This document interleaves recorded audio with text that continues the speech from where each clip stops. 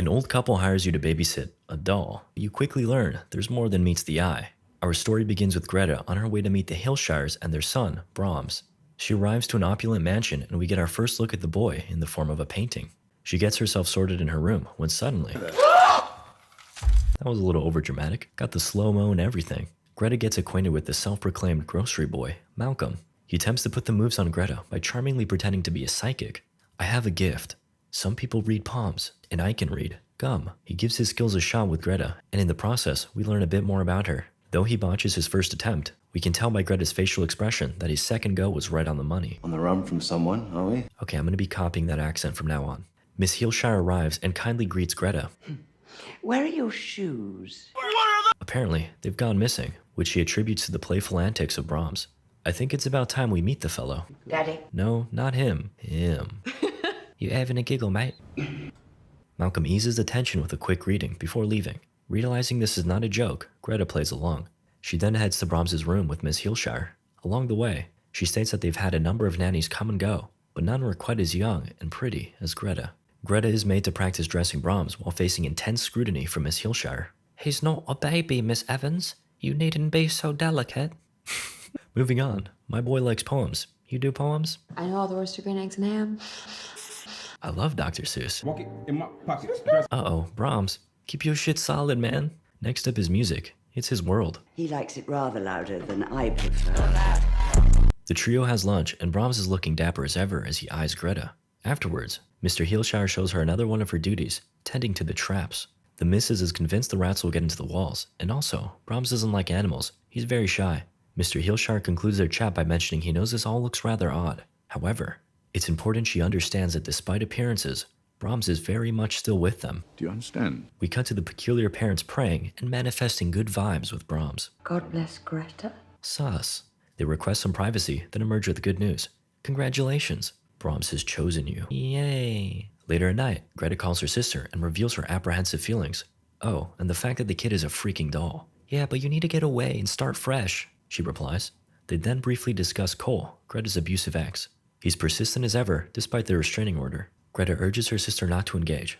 The next morning, she overhears some rumblings and investigates. Wait till I tell Daddy. Looks like Brahms was acting a fool, probably upset that his parents are leaving. Mr. Hillshire shares a set of rules with Greta before the couple prepares to depart. I'm so sorry. Wow, this movie is subtle. Now that they're gone, Greta covers up the creepy boy and settles in. She checks her phone to find no service, then makes some PB&J and enjoys it with a glass of grape juice. She has herself a nappy, then awakens a bit later. She heads downstairs and finds that Brahms has been uncovered. Spooky. Oh, I don't think Brahms liked that. In the middle of the night, a child's cries echo throughout the building. A startled Greta awakens and investigates.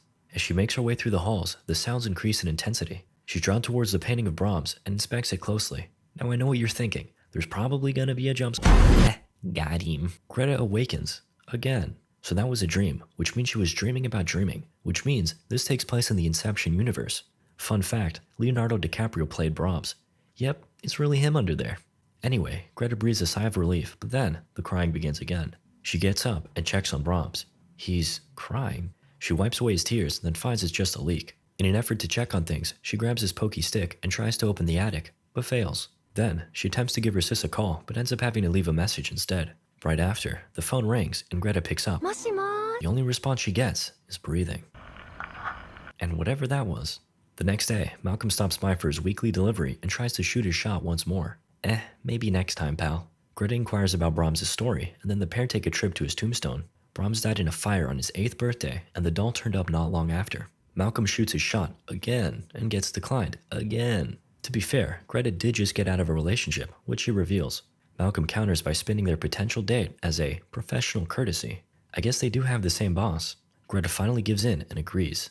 See fellas, persistence is key. Back at the mansion, Greta prepares for her date while on the phone with her sis. She picks out a nice dress before having a little spook when she spots Brahms peeking. She shuts the door, then treats herself to a shower. Meanwhile, Brahms is up to no good. You're a little peeper, aren't ya? After copping a peek or two, Brahms snatches Greta's dress and necklace. She exits the shower, and damn, she kinda thick. Greta notices her items are missing and makes her way to her room while dread fills her body. To her shock, all her clothes are missing. Brahms, you little rascal. She exits her room to find that the attic is open. She arms herself, then climbs up. Hello? Uh-oh.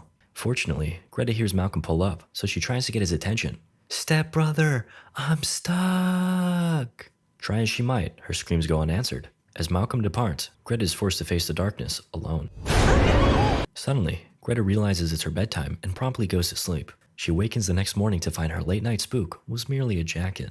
Then, she rummages around and finds some pictures of Brahms, back when he was human. Huh, this is like Instagram versus real life.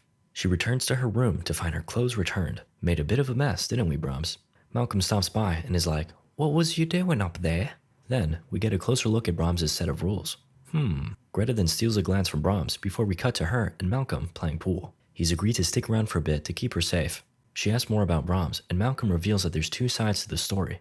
Some say that Brahms was a lovely lad, while others say he was quite the opposite. He also shares that during one of his deliveries, he found Mr. Heelshire off his rocker, having had too much to drink. They chatted, and he asked what Brahms was really like. He only got a one-word response. Odd. We see that Brahms is actually able to hear everything due to the speaking tube situated throughout the house. Fun fact, these were a real thing. Later at night, Greta is brushing her teeth when a shadow lurks just behind her. She checks up on Brahms and finds that the floor is littered with copies of his rules. Ugh, stop staring at me, Brahms. No. Oh boy, another dream. How many layers deep are we this time? Greta gets up to find her shoes from earlier returned. How thoughtful. She visits Brahms and we see him proudly sitting tall. Okay, but actually, he's kind of upset. Greta had accepted the terms and conditions and yet is clearly violating the guidelines. She gets scared with the whole situation and runs off to her room. Unfortunately, the phone isn't working. Suddenly, it rings. Story recapped here.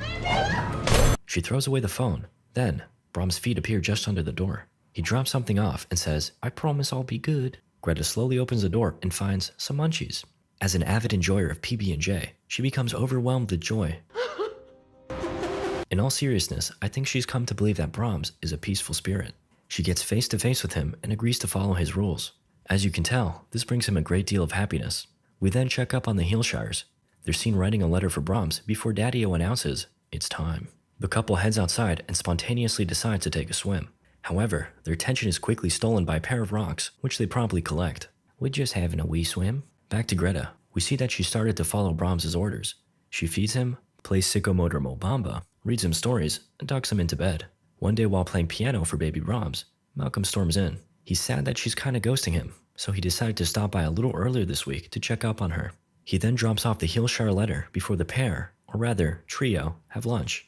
He notes that Greta is getting along rather well with Brahms, then, once again, asks her out on a date. She declines, stating that she can't leave Brahms. "Oh, you wouldn't mind, would you, Brahms?" Yeah, it's still a no from me, dog. Malcolm heads off, then a frustrated Greta tries to get a reaction out of Brahms. Mommy, chill. She goes to throw away his food, and in that moment, Brahms moves. Greta calls Malcolm back, and of course, he hurriedly returns to the manor. She reveals to him that Brahms is alive, but he's quick to dismiss it. Alright, well I've set up a very scientific test here. We draw chalk around Brahms, then walk away and hope he moves. Let's give it a shot. They head to another room, then Greta knocks on the walls to signal Brahms. No dice. Okay. This time, it'll really work. She whispers to Brahms and warns that she really needs him to do this, or she'll be forced to leave. They run off, she knocks, and the spirit reveals itself. "Oh, shite, he really moved." Told you so. The pair heads out for a little walk, and Greta opens up about her abusive ex, Cole. She was actually pregnant around the time they broke up. However, Cole caused her to lose the baby. Heartbroken, she took this job in another country in an attempt to get away. Greta states that she now feels a motherly connection to Brahms. Just like the Heelshires, she knows what it's like to lose a child, and feels as though Brahms chose her for this reason. Let's go! My mans is finally in. But baby Brahmsy needs a little kissy too. God bless Brahmsy. Greta and Malcolm head back to her room to study anatomy, though things are cut short by the sudden rumblings of loud music. They head to the living room to find Brahms, back at it again. "Brahms, could you stop being such a clamshackle?" In other words, a C blocker. Later, the pair chat and Malcolm is clearly upset. He advises her to get some perspective on the situation, but Greta believes she's already seeing things clearly. She won't be leaving Brahms. With no other option, Malcolm shares a dark tale. Brahms used to have a friend, Emily, who was found dead shortly after attending his birthday party. By the time the authorities arrived, the place was already up in flames. Brahms hears everything. After Malcolm leaves, Greta tucks him in, then visits the attic to further inspect his photos. He finds pictures of Emily and Brahms together. Perhaps the stories are true, though she doesn't pay them much mind and continues with her duties. One day, while heading back inside to make some food, Greta overhears someone playing pool in the house. Uh-oh, it's Cole, and he's Chad. After taking in the fact that this kid is actually a doll, he realizes that snatching Greta up will be rather easy, or so he thinks. The trio have dinner, and Cole states, "I bought the tickets. We're heading out tomorrow." Suddenly, Malcolm arrives. Awkward. There isn't really anything he can do, so he kinda just leaves. What a beta male. Meanwhile, Brahms gives Cole the stanky eye. As Greta heads off to bed, Cole grabs her and says, "You're not getting away from me, and I'm not letting you go." In bed, Greta assures Brahms she won't leave, but she's gonna need his help. We also see that our knight in shining armor, Malcolm, is sleeping in his car just in case things get rowdy overnight. Later in the night, Greta is awakened. Cole is screaming her name and holding a bundle of dead rats. Blood adorns the walls spelling, "Get out," and Brahms is seen ominously sitting. Tensions escalate and Malcolm pulls up, but he's all bark and no bite. He stands idly by as Cole swings Brahms back and forth. Shit. The walls begin to rattle and rumble as the spirit of Brahms powers up. Cole, with his 200 IQ, leans his ear against a mirror. A voice emerges from within the walls. "Greta?" And then, the truth is revealed. Brahms is a Discord moderator. He's been living within the walls this entire time, watching, stalking, and waiting. He overpowers Cole and lays him to rest. Then, the chase is on. Greta and Malcolm run away, but Brahms is in hot pursuit. The pair manages to find their way into the walls and stumble upon Brahms' man cave. Greta spots the dress he stole, and it appears as though Brahms has been using it like an anime pillow. She then finds the letter the Heelshires left and is shocked to learn that this is what they had planned all along. Malcolm believes he's found a way out, so they head in that direction. There we go, the way out. Greta struggles to open it, and Brahms is quickly approaching. Malcolm volunteers to stay behind and fight for her safety. Heh, simp. Despite likely being an avid watcher of Japanese cartoons, Brahms is pretty strong. Meanwhile, Greta manages to escape, but as she flees, Brahms warns that he'll kill Malcolm if she doesn't come back. Yeah, I think I'm good. And that's the end of the movie. Just kidding. Apparently, Greta has a heart of gold, so she returns. She greets Brahms and says, "See, I promised I'd never leave you. Now it's time for bed, Brahms. Follow the rules." He falls for her act, and as she tucks him into bed, he asks for a kiss. She can't bring herself to do it, so Brahms gets angry. Okay, fine. She kisses him and then penetrates. Brahms counters with a yeet. God, he's strong. As he squeezes the life out of Greta, she jabs the knife in deeper. Eventually, he succumbs to his wounds and Greta saves Malcolm. The pair drives off, and the film ends with a still living Brahms repairing his doll. Oh, by the way,